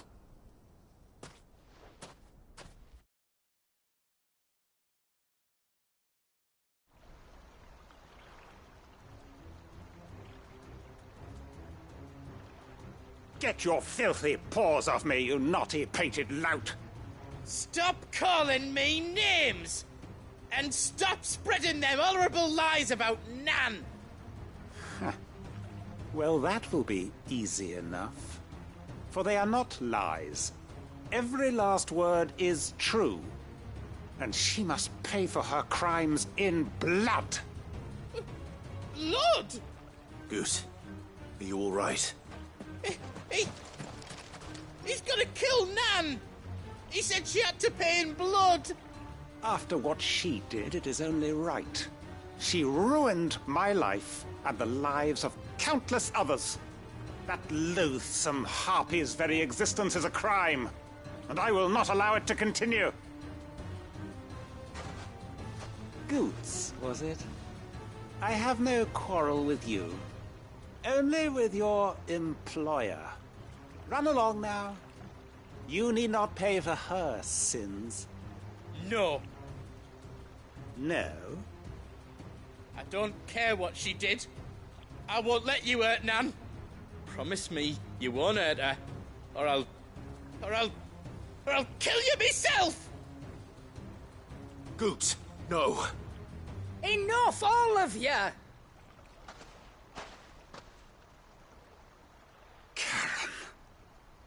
But how did you? You're a sight less clever than you think you are, the pair of you. Did you think I wouldn't notice the two of you slinking off together? Well, the whole thing got me thinking, who in Dalamil might bear me a grudge? And a certain snivelling shit I ran afoul of in my fairy years came to mind. Though it was just Bogan back then, wasn't it?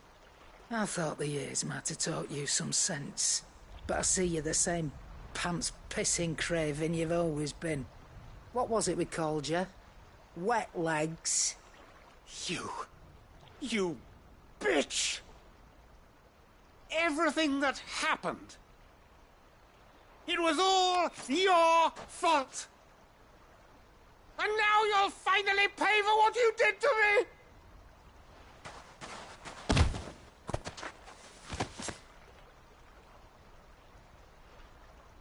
Goots, you...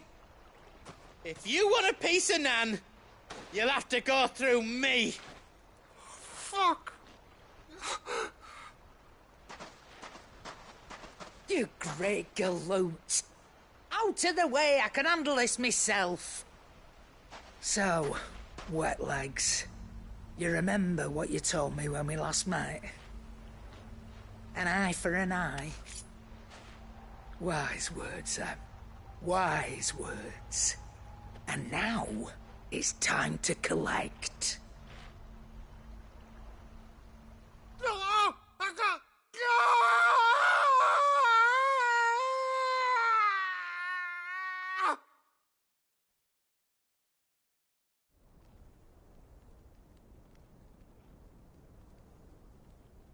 Sorry to keep you waiting. Is he... Dead? No. But I reckon he wishes he was. It ain't easy going through life one eye short of a pair. After all, I should know. You don't mean... Oh, don't tell me you didn't notice.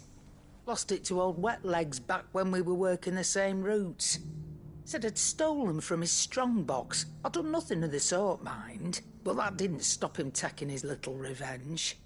So I took some of my own. Sorry, lost everything. His coin, his clients. Always knew he'd be back one day to claim his due. But he crossed a line dragging poor Goots into this. He didn't hurt you, did he? No, Nan. Still got all my arms, see? Legs too. But what if he comes back again? What if he does? First we take the other eye, then we work our way down. He'll learn his lesson soon enough. But something tells me the wet legs has learned it already. Right. Let's get you back to the hideaway. You've attracted quite enough attention already. Ta-ra, Clive. Remind me never to cross you, Karen.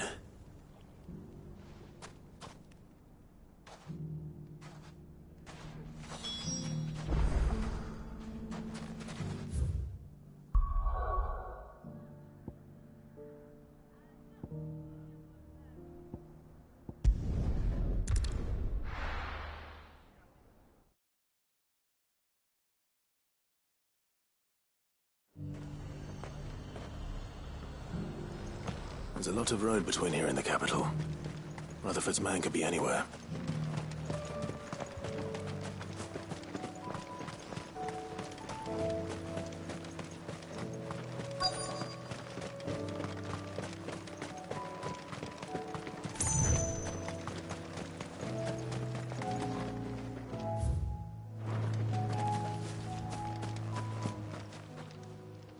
What happened here? If you're with the others, they've already relieved me of my belongings. I'm not. I'm looking for someone who was sent here by a man named Rutherford. And then you found him. I'm Alistair Rockford, attendant to the Lady Ariane of House Wellesley. Of the 7 high houses of Rosaria. It's been a long time since last I saw my great-aunt. Is she well? My Lord Marquis? Yes. Yes, she is. The Lady Dowager has granted me leave to assist your Uncle Stuart. I was on my way back from the old capital when I saw some villagers being robbed on the road here. Bandits? They looked more like field hands, but it didn't matter in the end. I did what I could to help the victims, but all it earned me was a pummel to the temple. Which way did they go? South, toward the gate. All right. I'll take care of them. Founder knows I've met enough of their kind. You head back to Northreach, visit the Vale, tell them I sent you. Thank you. I shall. Founder be your shield.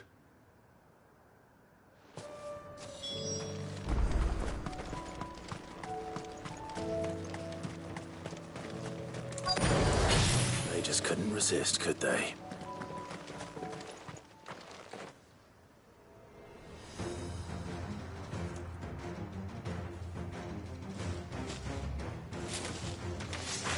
This one's ours, pretty boy.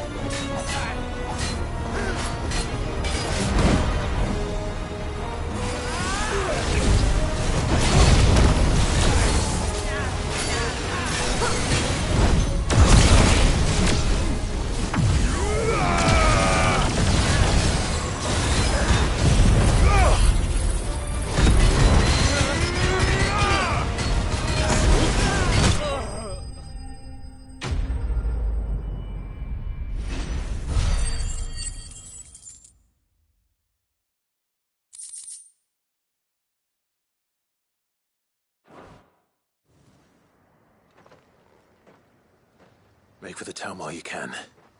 There may be more bandits nearby. You don't need to tell me twice. Many thanks, traveler. This looks to be all of them. I thought I told you to make for the Vale. And stand by as ill might befall the heir to the ducal throne. It's just Clive, and I'm fine. Which is more than can be said for you. I will survive. Strange that the garrison wouldn't intervene in such a brazen attack so close to their gates. The garrison have their hands full inside the city. Some days they don't even send out patrols. There are few hands left to work the fields, and even fewer to transport the grain. The market stalls are nearly bare, and the price for what remains is exorbitant. It's not uncommon to see a fight break out over a crust of bread. When I said the ones who attacked me didn't have the look of bandits, I meant it. They were probably just desperate. Rockford, listen to me. If you are to continue your investigation, you first need to seek the attention of a healer. Of course. I shall return to Northreach right away. But allow me to thank you first. Had you not happened along, Don't thank me. Thank Rutherford. It was he who sent me. I suppose he'll be wondering where I've got to. I shall send a Bastolus as soon as I'm able. Good day.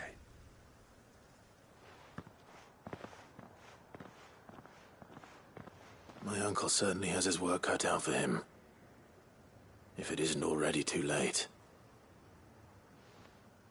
I should go and tell Rutherford that his colleagues are still in one piece.